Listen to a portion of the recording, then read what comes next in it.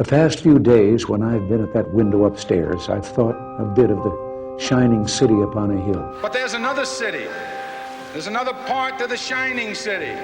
The middle class in America today is really suffering. The part where some people can't pay their mortgages. Why do we even think of people in classes?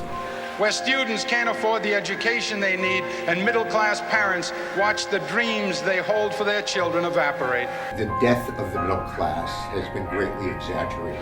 Make the rich richer, and what falls from the table will be enough for the middle class and those who are trying desperately to work their way into the middle class. In the United States today, we have recreated the levels of ferocious inequality we had at the beginning of the 20th century. I don't think that it's sustainable for the U.S. economy to be completely focused on financial capital and making money. It's very interesting. In fact, it's almost eerie to see the similarities between the run-up to the Great Recession and the run-up to the Great Depression.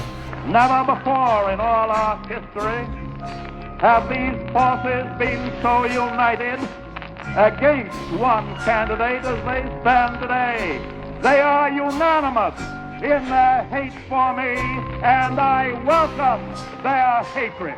During the Great Depression, there was an incredible upsurge of popular movements. The 1960s, we get, and this is actually a declaration, like a real declaration of war on poverty itself. And this administration today, here and now, declares unconditional war on poverty in America. There were always opponents, right, to these social programs that bolstered a safety net, that bolstered middle and lower classes.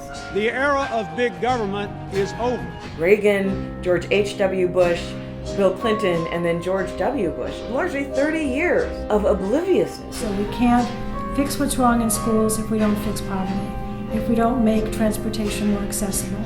Our roads are collapsing. Nearly 70,000 structurally deficient bridges across the country. The public sphere has dramatically decayed since an elite declared war on government. Government by organized money is just as dangerous as government by organized mob. We see an elite that is maintaining its elite, and they can't maintain that elite unless they also maintain a bottom. If people want countries with very little income inequality, let them go to North Korea and see how happy they are. In countries where you have higher inequality, you also have higher levels of societal ills. And there will always be a concentration of wealth at the top.